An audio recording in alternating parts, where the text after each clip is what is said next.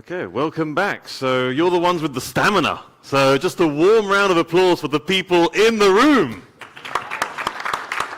Yeah, third panel of the day. Okay, today, well now, in this third panel, we'll be talking about the agri-food value chain, opportunities in Africa and beyond. For those who were part of the previous panel, we were in the lab looking out. Now we're very much outside, okay, in the outside world. And we're looking at the impact of seed for the outside world, and how does the outside world view seed, okay? And to help us do that, we have 5 great panelists joining us today. Rachel Blumel, Director General of the Union Française des Semenciers, the French Seed Association. Tamara Muruetagoyena, Director for Sustainability at the International Fresh Produce Association. Willie Jacobs, CEO of the South African Potato Industry Organization. Gerald Masila, Executive Director for the Eastern Africa Grain Council. And Stephen Mushiri, CEO of Eastern African Farmers Federation. A warm welcome to our 5 panelists. So just to pick up on the previous panel to some extent, we were talking about how seed is packed with great genetics and great technology. But there's one of these questions that troubles me sometimes, is that we're looking at high-value, complex products on the one hand, but on the other hand, we have agricultural systems that can be very diverse. And we didn't start with these highly innovative varieties. We started with varieties that were very different a good number of years ago, and they evolved together, hand in hand, with agricultural models. So can these highly complex, innovative, technology-driven seeds actually work in all kind of global value chains? Or do they sometimes find it difficult to adapt to more local conditions? I'd like you to reflect a little bit on this, and maybe I can ask Rachel first. Good afternoon, and thank you very much for letting me to share a French and European point of view on this panel, very interesting. Regarding your first questions on global or local, I think that seed companies are very interesting, both. Because we need to have, as we are on the origin of the food chains, we have the seeds company must to answer to help farmers to respond to all the several expectations from the industry, consumers, and sometimes for the public policies, which are more or less developing depending the region of the world. I will give you 2 examples from France. For example, consumers are very attached to the local products, food products, because for them, food products help the developing of the economic regions, and local productions is more sustainable. We don't know why, but for them, it's the image of the local production, and that's why our seeds company develop some varieties adapted to several local conditions like soil, climates, but too for the several segmentation of food offer, like organic, local production, nutritional value, etc. And I will give another short example from the public policies who is very involved to developing the plant proteins. And it's very important in France for several years, but even in Europe, to help to develop plant proteins in order to limit importation for consumers and animals feed. And for that, varietal selection is well identified as a good tool, and for that we've got some research programs with private and public partnerships. So it demonstrates that seed companies, which are strategic for food, all the food chains, contribute to the diversity of farmer agricultural models, different farmers and agricultural models, at the international, national and local level. So for that, I think we are on the both sides. Okay, so you're flexible. You can adapt to different local conditions. At the same time, we do have these large global value chains. Stephen, what would you say? Are these global value chains bringing benefit to local agricultural, development, or are there also some more local models that would be interesting to pursue? Yeah, so thank you. So I represent a regional network of national farmer associations that is the largest in terms of membership in Africa. We have 25 million members covering Eastern Africa region, and we are part of a Pan-African institution of farmers. I think in your question, you realize that the global complex partnerships of value chains that use, certified, a lot of the certified seed are grouped under what we call the high value chains. So the characteristic of that is that there's very high level of organization. There's, of course, a lot of investment downstream. There's a lot of financing downstream, skill development downstream. So you're more or less operating at a global level, but sourcing from a local level. So what happens is that there's a lot of imparting of skills downstream to the farmer. In fact, what you find is that a lot of those farmers, when they are doing their rotational crops, they're more or less like experts in the domestic horticulture markets, for example. Yeah.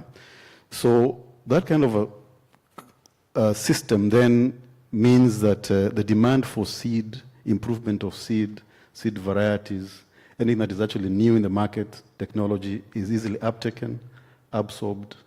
You can compare notes and implement and run with it. When it comes to the local systems, you find that that's where the majority of the farmers are. And this is what we call the low value chains. Yeah. However, what you find is that it's a mixed bag. There are farmers who are utilizing well-developed varieties. There are those who are still using local varieties. And I think if you are trying to measure sustainability of those two systems, they're also sustainable in their own way. It's just that the measure is actually different.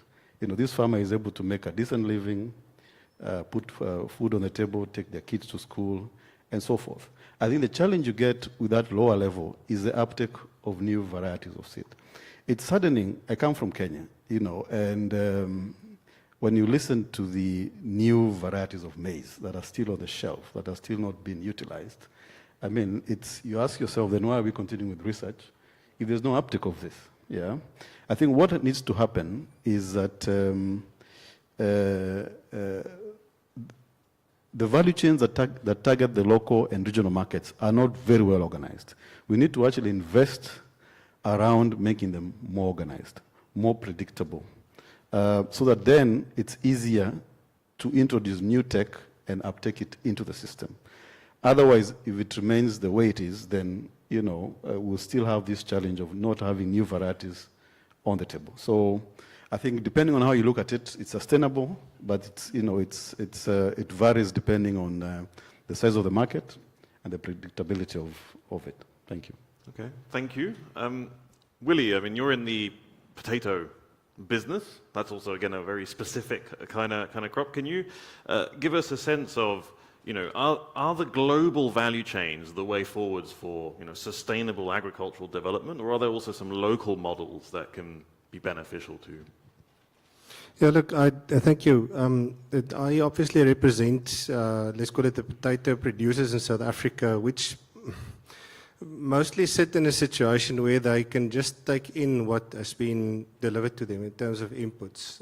They don't really have an opportunity to physically, let's call it backwards, integrate into the development itself. And obviously, because of the fact that potato tubers are live in most cases, it's very difficult for us to actually get in new genetics into the country itself. On the other end, we are exposed to the international markets that can actually bring in new developments into South Africa that can compete with our local product. So although we've got a closed system in terms of potato consumption in South Africa, we are exposed to the market, the external markets, but not really getting the benefit from what's available international. as a start. So I think if you have a look at the bigger picture, there is a significant opportunity for the potato industry to further develop through and new technology that we were talking about that can come to the table, introducing new varietals, better disease resistance, better quality product, and those type of things. But the difficulty will be is because of our economic demand, and I think the answer will be the same. The larger population in South Africa basically lives along the breadline. And for you to introduce new genetics, you actually need to find something that is significantly profitable that actually can create that demand drive in the process. Mm-hmm. And I wonder if the local low value value chains, as you mentioned, are they striving to get into the more complex integrated value chains on a global level? I mean, is that the natural pathway, or are we seeking also, to gain value more locally? Yeah, I think just giving the example of our industry specifically, there are a lot of developments that we would want to get access to. I think South African producers, I was joking about it not too long ago, if you give a South African farmer a new product and you ask them to start developing and breeding it, they will probably overproduce it within 3 or 4 years. They've got the capacity to do that. So I think if given the opportunity to bring in something like this in terms of new technology, will definitely enhance our food system significantly. Okay, thank you. Gerald, what's your perspective on this? Can these global value chains bring benefits to local agricultural systems? Yeah, thank you very much. Yeah, it'll work. It's okay, it's working, thank you. Yeah, I think from where I sit, the global value chains for seeds, and we understand they are complex, they're integrated, a lot of work is done into the seed to provide a lot of value to it, and it does have a role. The only issue though is the fact that you have to start from the market.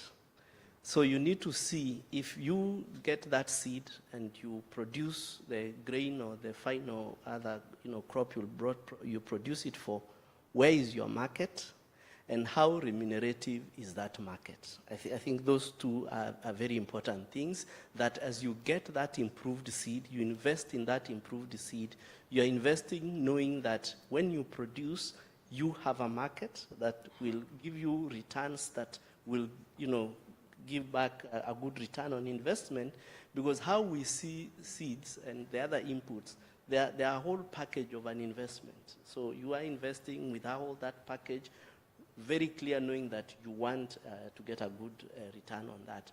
Now connected to that is the suitability of this technology to your local conditions. Now, if the breeders did consider the agroecological conditions and the fact that this seed would fit, would thrive in that environment, then it follows that the acceptability, the adoption would be something that would follow easily.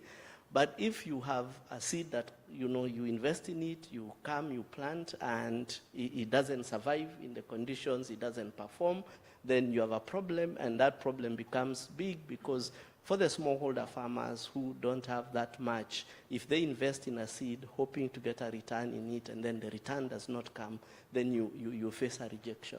One of the big issues, though, we have observed in trying to build a global seed value chain is that need to have a broad brush that can really be able to be utilized across very different agroecological zones. And in the process, when you are trying to do your averages, you end up into a lot of trouble. And the issue with averages is that I used to have a colleague who used to say he doesn't believe in averages, because it means if you put one hand in boiling water and another hand in very cold water, on average you're okay, but you've lost an arm. And that's the issue. Thank you. Okay, that's an interesting image, and you bring 2 points up: the suitability of the varieties for local conditions, and the investment plan that getting a high quality seed means that you need to have a plan to market.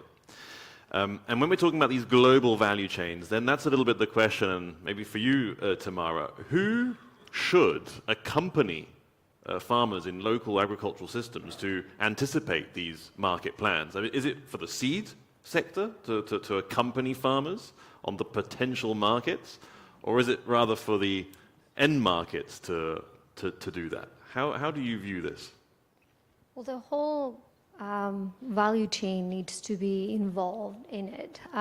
It starts from the seed, of course, but then every step of the way in the value chain, so from the growers shippers, the shippers, the retailers, and then to the consumers, all of that has to be integrated into that global and local system. They're not, you can't take one out of the system. They all work, interestingly enough, magically, in a way that works really well. Most of the time, the consumers don't see what is behind all of that. Most consumers are not aware of the whole value chain, or that goes from seed to market. Yeah, please step in. You see, there has to be someone who must convene that value chain. It can't just happen on its own. And for the high-value value chains, you find that, like Gerard said, the convening starts from the market end and organizes itself downstream, because the recruitment then happens, downstream. And with that kind of organization, you're able then to attract other actors in between: finance, insurance, logistics. I mean, the whole idea is to ensure that you're managing your transaction costs, but you're extracting as much value from being part of that arrangement as possible. The challenge with the low value chains is that most consumers even have no role in how the final product actually looks like. And on this end, for example, if I take the example of my association, we actually did the convening. We invited the buyer, we invited the bank, we invited the logistics, we invited his members, Gerard's members, and we're actually saying, this is the value we actually are seeing in this value chain. Are you ready to work with us through it? So definitely there has to be some level of organization. There has to be someone who's going to convene. There has to be someone who shows a value proposition of bringing all of you on board, because then everybody has to have value, extract some value from the arrangement. That's the way I see it. Thank you. Okay, no, and so to take you up on this, because indeed it's about who takes the leadership, who has that legitimate role to bring everyone around the table. Gerald, what kind of approaches would you recommend on this building of a value chain to the benefit of local farmers, rural communities? Who should be in a leadership role here? Yeah, I like Steve says, the market is the beginning point, and I'll share a few examples. One example is a seed that was introduced about 10, 11 years ago. And this seed started with a manufacturer developing a product that they were able to put into the market profitably and in a good level in the market. And this product was actually a beverage. It's a beverage that required sorghum as the use. So then that required that a seed had to be developed that will have various characteristics that when you get into processing, you will get the beverage with all the characteristics and everything you want into it. And so they came up with a very good sorghum seed, and they were there ready to take. So they came to Steve's members, to my members, and we created a whole value chain, getting farmers organized into groups and getting aggregators who would aggregate the seeds when they are produced. And so the whole value process from seed, first of all, to the grain, and then with an off-taker who has already said, you give me a kilo of it delivered into my factory, this will be the price. They work backwards, they see the cost of production and everything will give you a return. It peaked. Now, 10 years down the road, we have seen serious growth in that particular gadam sorghum. And we've seen now other uses coming in. We have seen now people blending the That's sorghum, which 10, 11 years ago, it did not exist in the market. But because of that kind of stewardship where from the market and from a process where the whole value chain is well aligned, then there's value for everyone to go through. That's just one example. And a challenge I would like to give to the experts here in seed, one area we are having a big issue is soya. Now, to have soya that, for example, you can produce in ecology like in Kenya and some parts of Kenya, we are struggling to get a seed that would be good for that, yet the demand is extremely high. So there lies a very big opportunity because the feed industry wants that soya. The market is there because of some of the restrictions in terms of access to soya that is GM or genetic modified. And so if you have that sort of a partnership aligned properly, then you will be able to develop a seed that is packed with all the good deeds, and then it successfully gets into the market. And what you're describing here is a market-driven process. Therefore, there is no market failure in that process because it's highly driven by a product or a highly processed product, and so you need to get everyone on board to get to the final product. That might look a little bit different in other scenarios where you're trying to, for some kind of public policy goal, trying to get the value chain to work together on something that is not necessarily product-driven. So I'm just wondering, are there any other examples in terms of value chain building where public authorities get more involved? Maybe Rachel first. Yes, so food products is a matter of social and economic stability. Very often, this is a political issue. So that's why I will give you two examples. In Europe, in 1957, the Treaty of Rome, which installed the Common Agricultural Policy, had main three objectives: to increase productivity, to ensure better benefits for farmers, and better price for consumers. So it works. In France, this proactive policy has a good impact for the modernization of agriculture. But despite this dynamic, we've got a structural imbalance between players, depending on the number of players on their size. For example, we have 300,000 farmers, 10,000 food companies, and only 5 retailers. So you can imagine that it creates a very big imbalance of commercial partnership, and especially in negotiation.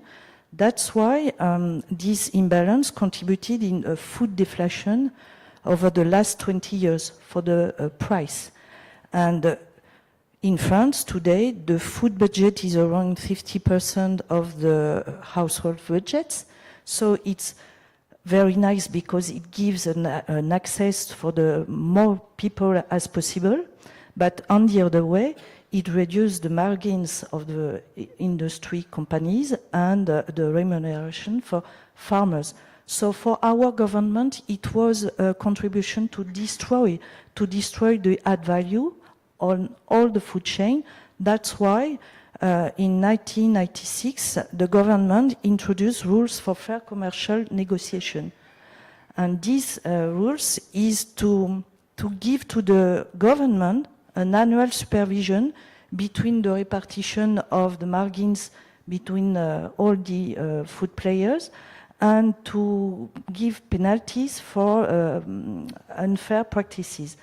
And at the European level, we had the same regulation in 2005. So it's an example. Regulation can limit this imbalance, but it's not it's not the only solution. That's why we think that the relationship in food chain is very important, and your example is very good, because when it comes from the market, it creates add value. After, this is the repartition of this add value between the food players. And then the convener shouldn't be the one also necessarily calling the shots. He's simply the one who's bringing the people around the table. If I turn to you, Willie, in the potato business, you're also dealing with highly processed products in the end. So you also need to work on these very market-driven value chains. Is that how it's organized, or are there also some public authority interventions? Yes, I think it's quite interesting. The potato market in South Africa is probably the least regulated market of all. One matter is, if you're talking about value add, people tend to forget that a place and let's call it a timing point is also a value add. We've got free markets that operates within South Africa that does trading and that actually creates the price discovery. And it is working quite well in the South African environment. It allows for a genuine margin to be created on the specific value proposition of the product itself. And I think that is one of the things that can become skewed the moment you get specific governmental intervention into certain areas. You can't create prosperity if you don't create value. And for that value to be created, there must be a demand suction effect from that. The moment you create that buffer, you actually create a big enough buffer throughout the whole industry to bring it to a point where it's actually worthwhile to start developing the process. So if you try to, let's call it reduce cost, or let's call it bring a product at a lower margin into the communities, you might not be able to really address the demand that is currently out there. I see people are prepared to pay higher prices for better quality potatoes. And it's not necessarily the wealthy that does it. It's the poorer that actually wants that as well, because they know that they can keep it on the shelf for longer. They can use the last potato in the pocket and those type of things. So we tend to miss the message. And the message needs to be clear, and it needs to be transferred from each one of the participants in the value chain to actually the seed producer. I think my concern is a seed producer participating in this model should be the first method that they need to follow is to find out exactly where are the information pieces in the different facets of the value chain itself. We've got a mismatch. We have got a market that ends at the trading posts, and then it starts again at the retailers. In between that, there's a gap. And if you look at the difference between the producer price and the consumer price, you can see that gap. And the only way to close that gap is with information, with the connection that is there. So there's a lot to be said, and I think the whole conversation that we had here is to be able to share information through the different phases of the value chain so that everybody is actually, and transparency is not necessarily the case, but just know what you're buying and know what you're selling and try to get the confirmation of that you are advertising the same thing that somebody's buying. Do you have similar issues in your value chains tomorrow, like gaps where there's a clear difference between producer price and consumer price? And how can you address that? Would there be a need for public intervention, or would it be more on a voluntary value chain collaboration basis? To try and help prevent some of these gaps that you find in the value chain. So there are a lot of, I always put the sustainability lens to everything, right? Because I'm a sustainability professional, and therefore, when it comes to sustainability, there are many gaps in the value chain, and there are different demands from different groups or entities. So we have consumer demands, we have regulatory demands. Consumers are also citizens, so that's why regulators respond to people. Retailers respond to consumers, again, to people. So they come with their values and their demands. And then you have, in the rest of the supply chain or the value chain, the American way of saying is the supply chain, you have the growers with their values and what they're working on, the shippers, etc. And right now, I would say that, at least in produce, we are not communicating the right way necessarily. Regulators are regulating very, very heavily in the areas of mostly on inputs, pesticides and packaging. Consumers are driving intensely on concepts like regenerative agriculture. Growers have no idea what regenerative agriculture is. And so there's that disconnect there. And also, I mentioned packaging, so there's also a bit of a disconnect there. There's a lot of regulation on packaging, and then growers and shippers are really dependent on packaging. So that's another big area of disconnect. And I think it comes from a strong, a lack of understanding of at least what the produce industry is all about. And that's where that communication gap is, I think. Yeah, because in this value chain, everyone is looking at value in a slightly different manner. So there's obviously a different language being employed, and it's not easy to convene everyone around common definitions, I imagine. Stephen, I think you wanted to chip in a little bit earlier. So if you have a point maybe on this, on was it public authority intervention to help value chains function better? Yes, I just wanted to say, and I liked her point, there's a lot of pressure on the farmer these days. You know, we go for these meetings and there are all kinds of concepts. Regenerative agriculture, agroecology, food systems. People don't think about the farmer. You need to do it all, okay? Yeah, so what I wanted to say is there are some value chains that require public intervention. And I think the challenge we have is the space that government then takes, how long it remains doing that intervention.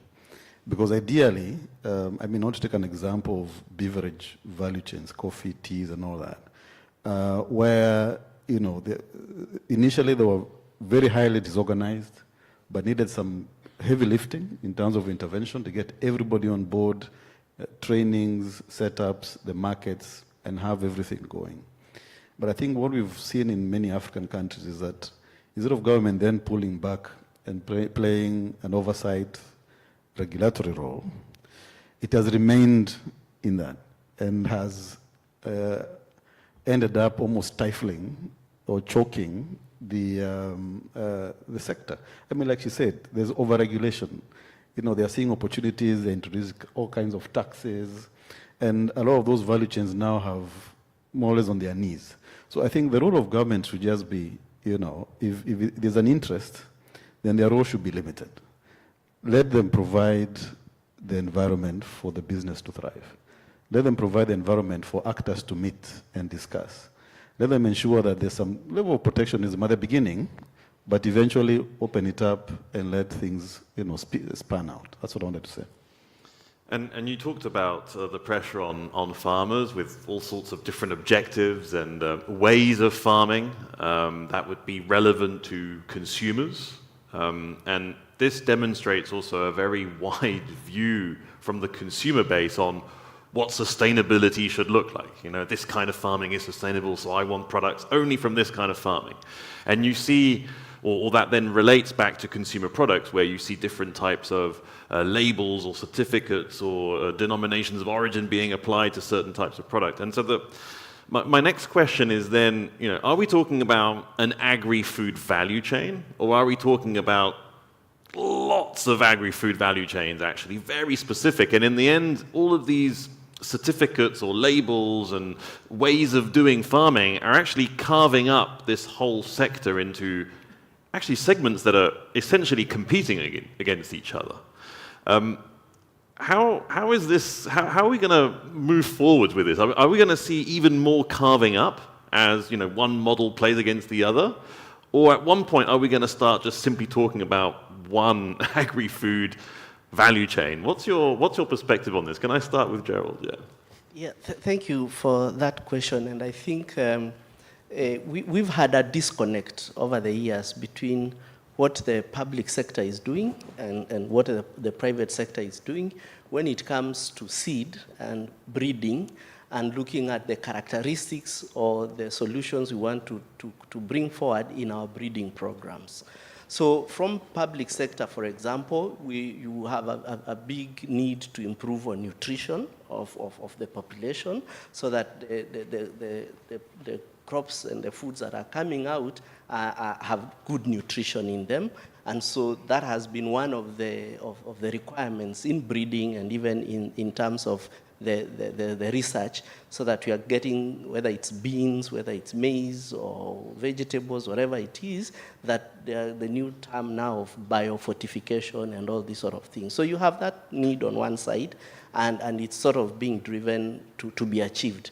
But on the other side, you have what route to market do you get to then when you create these technologies? How do you get them to the consumer through the value chain? And how does the consumer get to know the details or whatever it is that is contained in the solution of the seed or of the crop? And you have a complete breakdown there in that, first of all, when you look at the investments by the public sector in research, in seed production, in breeding, the investments are very, very low. In some countries in Africa, there's literally no investment from the public sector, no budget going into agriculture research, and all the agriculture research being done is either by a private company that will be introducing that technology into the market or by donors. And therefore, that conversation leaves the consumer out completely. They are not at the table in the discussion. And that is why over years, then you start hearing terms like some crops being called orphaned crops. So you asked, oh, it's orphaned? Who was the father or mother? We can go and find out where they are. And so you find that gap. And that's why, that whole process of, even if you have the labeling, the certification, which to me is a very, very narrow market, maybe geared towards the exports and what have you, but not at all addressing the needs of the masses, the populations, and addressing what those populations require. And therefore, I see a very big gap there, a disconnect, that we need to find a way to have a conversation to fix it. No, and this is a very important point, because that label will be perceived as extremely, sustainable, ethical, and all sorts of great positive words, but without necessarily seeing the big picture. So we still come back to this thing: is it the right way forwards to carve up these value chains into small pieces? I don't know, maybe, you want to have a go at that one? I want to complicate your question a bit more. Go for it. Differentiation creates value. So if you just consider that, it means that we actually have to differentiate the value chains much more.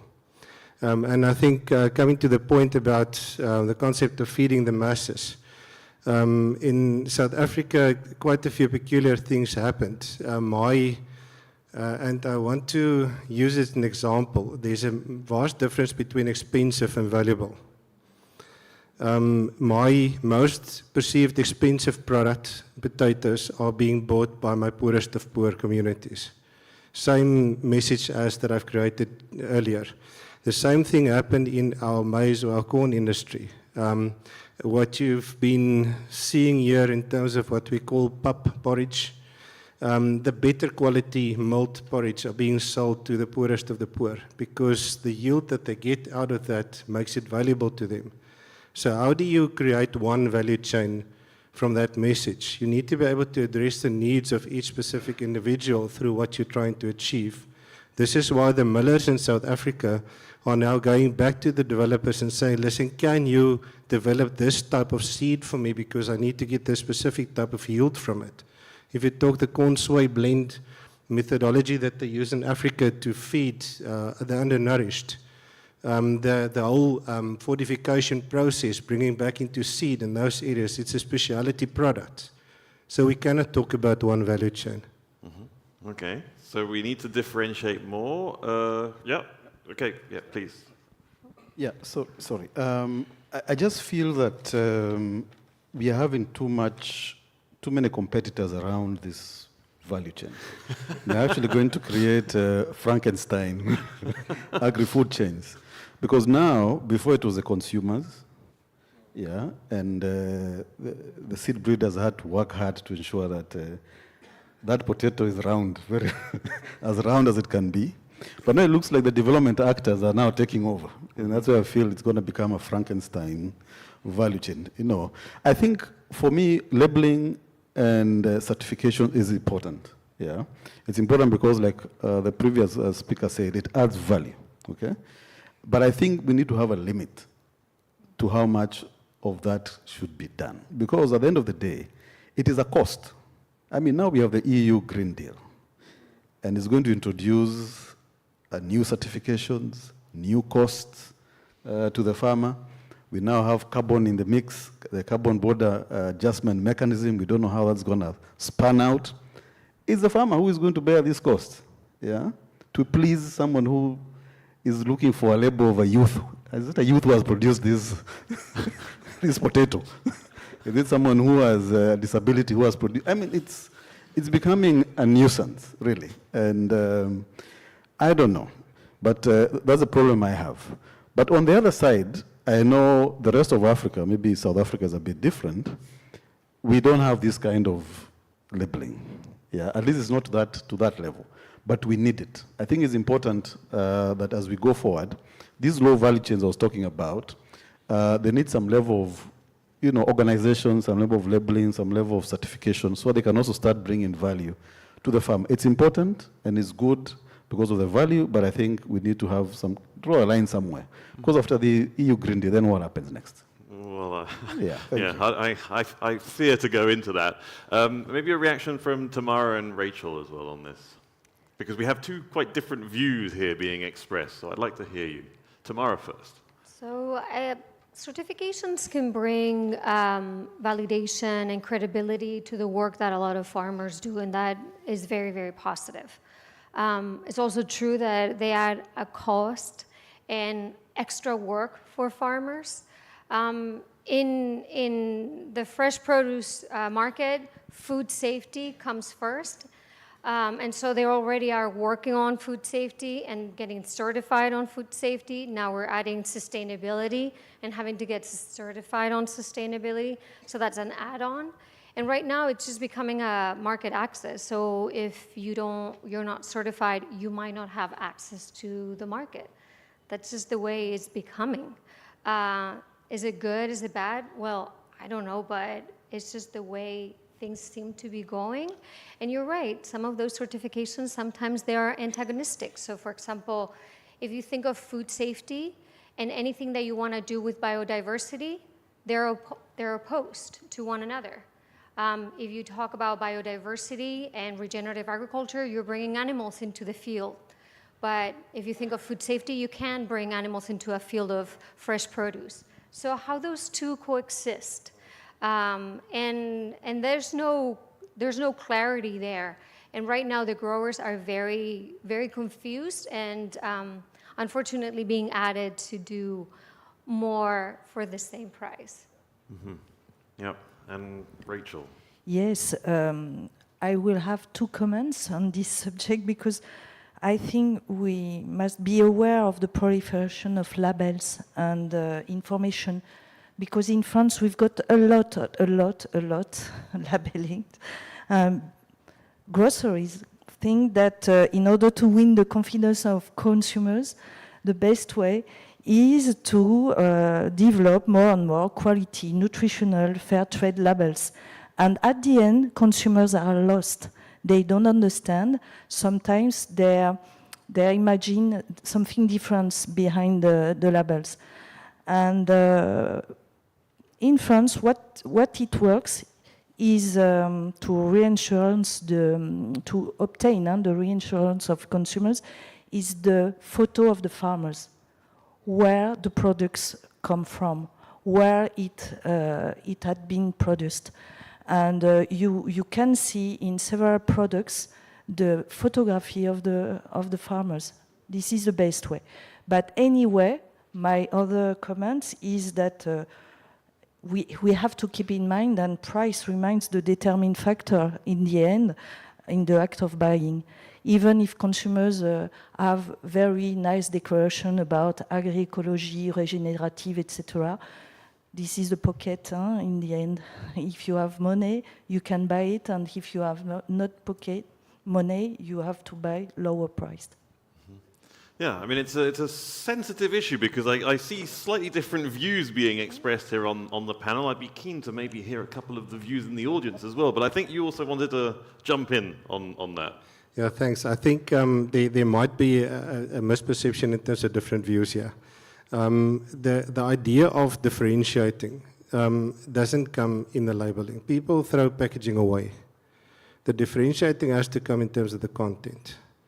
They recognize the same quality product after they've used it, but they obviously need to recognize that packaging again.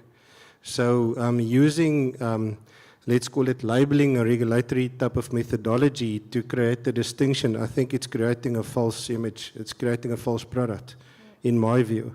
The content is what counts. So they go and recognize the same thing that they've bought in the past. If they're going to buy a label this time around, and it's not going to be suitable for them, I can't think for myself why they will buy it again. That's a fair point. It is a differentiation on the shelf, because you see the photo of the farmer on the shelf, but once you've unwrapped the product, then sadly, actually, I think that is thrown away. That's a horrible thing to think about. But what do you think? Are there any reactions, thoughts, questions, interrogations in the audience on this question? Yeah, please. Hi, good afternoon. My question's concerning the balance between pricing and differentiation. I think you put it so beautifully. Consumers, at the end of the day, will stand in front of a shelf, and I immediately go to the price, and I see which one is most affordable, but it might not be the one that is most, it's not adhering the most to the current trends in food development. So how do you create a balance between the two? Because you want it to be accessible to the majority, but at times a lot of the changes that come with it make it really expensive and hard to buy. Yeah? You want to give it a try? Yeah, sure. I think the thing is, we always say that there's enough grass out there for the cows to feed. So I think the more you differentiate and make the product more expensive, there'll be people who will be locked out of that particular market segment. But there'll still be another product that will have less labeling that the rest are actually going to afford. So unfortunately, we are actually going to start stratifying the consumers, unfortunately. That's the most unfortunate thing. So I don't know how we can introduce the issue of balancing the price. I think at some point people just fall off naturally, you know. So a grower will feel he just can't manage, you fall off. Go to a less stringent market. A consumer will say, I don't care. I mean, it's an apple at the end of the day. Whether I can't see it because of the labels, I have to remove the label to see the apple. At the end of the day, it's still an apple. Okay, so I think I think sometimes, I mean, we used to export passion fruits. Okay, and the export market was so strict that even a speck on the fruit was a reject. So we used to reject 70% of what the grower would deliver at the pack house, but that 70%. People will be fighting for it in the local market, almost at the same price. So I think, like he said, it's an issue of content. Yeah, it may have a blemish, but does it have more potassium, nutrition than the one that looks like, you know, it's artificial. So I don't know how to create that balance, but I think somehow the balance will happen on its own, and the market will become so stratified that you'll be picking a product based on maybe how much you have. Please, Gerald, as well. Maybe coming in from the grains and cereals, which is my space. Most of what we handle is in the bulk, huge commodities. I mean, so differentiation there, that conversation comes later in the day. We are looking at efficiency, we are looking at affordability, and so the approach we take is that we set standards, very, very clear standards, minimum reducible standards on the food safety, on quality, and we have mechanisms to make sure that what is getting into the market has met the minimum standard. And so that way you're able to provide huge, tonnage of wheat, of rice, of soya, of maize to the consumers, and they can utilize to do whatever other things they are doing. So from that regard, we don't have too much hang-up of labeling and too much of that. So long as it meets the requirements on the safety, and there are mechanisms to do that from the National Plant Protection Organizations, from the Bureaus of Standards, And we as industry are involved in the setting of these standards. And the big issue now is to ensure that there is compliance to the standards. And one of the things we are doing at TAGC is driving an industry self-regulation process where our members, our actors are voluntarily doing the required things. They are sampling their grain when it comes to the stores. They are testing it. They're ensuring that at that level it is certified as fit for food and feed. But beyond now there, when you want to go into all those other things that it was produced by a youth and all that, I think that's another conversation. Thank you. Okay, thank you. I would then just like to finish on a very last question for all of you. You're going to have to be very, very short on your answer. But we talked about labels, and there's another label that just pops into my mind, which is, technology-free label at retail. That the retail really like. Look at this one, it's technology-free, this product. And that kind of also sends a signal down the value chain, back to the seed sector to say, beware of technology. So there's a bit of also an antagonistic relationship in that value chain between the seed sector and the retail sector, to put it that way, potentially consumers, but let's just say retail for now. So I'd like to just get your key recommendation for the seed sector on how should they be approaching this value chain collaboration. Should we be putting technology there first and foremost and communicating on all the great innovations? Or should it be a slightly different approach? What kind of recommendation would you give? Can I start over here with Willie? Yeah, just on the technology-free thing, I wonder if that label that says what the price is not electronic tag, though. It's just going at that point anyhow. But the reality of the situation is, I think they have to have their ear to the consumer. And your problem is you need to understand the full complexity of the value chains that you're dealing with. Because you can't listen to the consumer without addressing the requirement of the key person within that value chain. And most of our cases, it's the retailers. They are the best in touch with what's happening. And we're starting to listen to them. And those guys are now developing the new technology, whether it's in seed production or it is in physical production, for the future by listening to the consumer. Okay, thank you, Willie. Tamara. So technology is only a tool. It has no value in itself. So the company has to have their own values. What are they working towards? What do they want to achieve? Is it sustainability? Is it to feed the world? What do you want to do? And then you will use the technology appropriate to that. If you start thinking about the technology, I think that's the wrong way to start. Technology is just a tool to meet your goals, and you have to have very clear goals of how you want to show up in the world. Okay, thank you. Stephen. Yeah, so I know people talk about partnerships and trust, but I think what I want to talk about with a bias to farmers is that we need to see seed companies working more with the farmers. Not just to do trials of different varieties, but to understand that there are more policies beyond seed policies, which will actually affect your business as well. So, for example, where I come from, our governments are always slapping the entire sector with VATs of all kinds of things, restrictions into the country. We're having general agriculture policies that actually require our participation as farmers, and sometimes we lack the backing and the support of other value chain actors.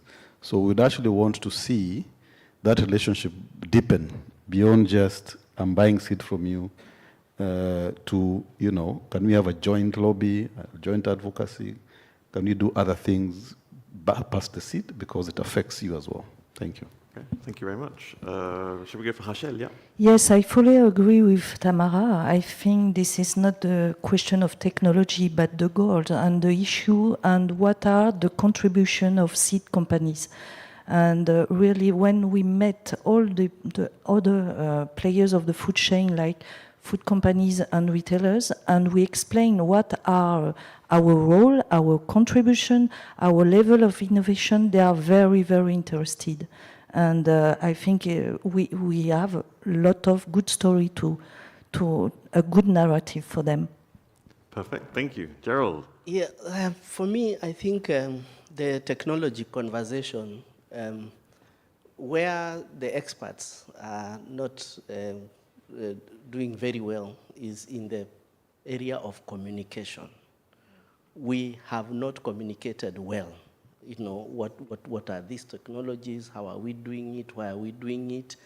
And we have left others to tell your stories, you know.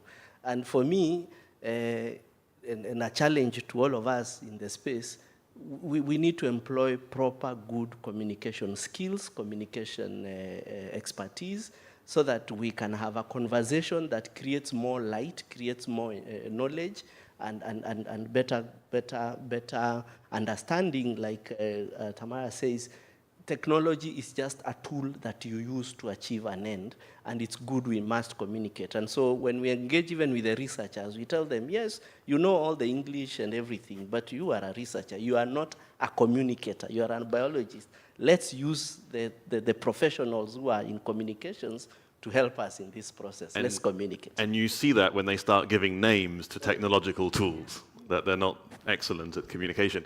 A warm round of applause for our 5 panelists. Thank you so much for having shared your insights. And I will now hand over to Ben, who is Sustainability and Crop Value Chain Manager at ISF, to give us the conclusions.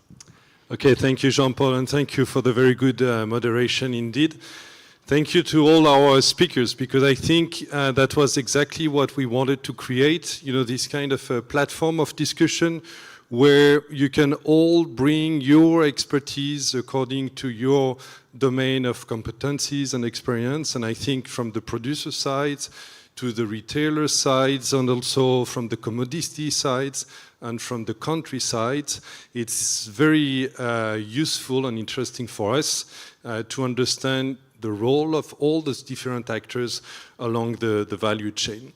For the seed industry, it's quite new to get engaged within the value chain. I mean, maybe not on the upstream part, even if we need more engagement with the farmers, but downstream with all the other actors, processors, distributors, retailers to the end consumers, even if some companies have already taken the path to get in direct contact with consumer. I think for us as an industry, it's quite also new to see how we should be more visible, have some voice to raise also about our concern, different topics that are important for the seed industry. And we will continue on this path. And this was a kind of a first test, a first try, and thank you for your commitment and your availability, because I think it's just the first step towards a long way together. And for that, we have different objectives, and we also need to bring some narratives around that, because we all share the same kind of common vision, common mission in terms of providing agro products or food, but in a sustainable way and within a smart ecosystem. And the seed sector also has its role to play there, and we are working on some narrative talking point that will be useful also for you to understand our contribution with some other actor, for us to be able to communicate and to engage further. And that's why also we want to continue engagement with some identified key partners, organizations, with whom we want to continue to build those bridges, participate in some events or have some statement at the fringes of some other important international event that will also help to think about the food system of tomorrow. And keeping in mind that next year will be 100 years anniversary for ISF, so good to reflect on what happened since, and also to pay tribute to all the seed industry, but also to set the path toward the next century. And I think the future of all agri-food system is also key there, and that's really where the discussion is starting now about how do we foresee that, and how do we see the contribution of the seed industry. So within the objective of ISF and the working group dedicated on value chain, this is what we want to do with your support. And thank you again for all of that, and thank you for all your attendance and your participation, and we'll be happy to continue on the path together to navigate into the next century together. Thank you. Thank you. Thank you. And so we will be back tomorrow morning 9 a.m. here. Okay, I want all of you here. Yeah, that way you will be the real heroes of this Congress. Okay, have a good evening. See you tomorrow.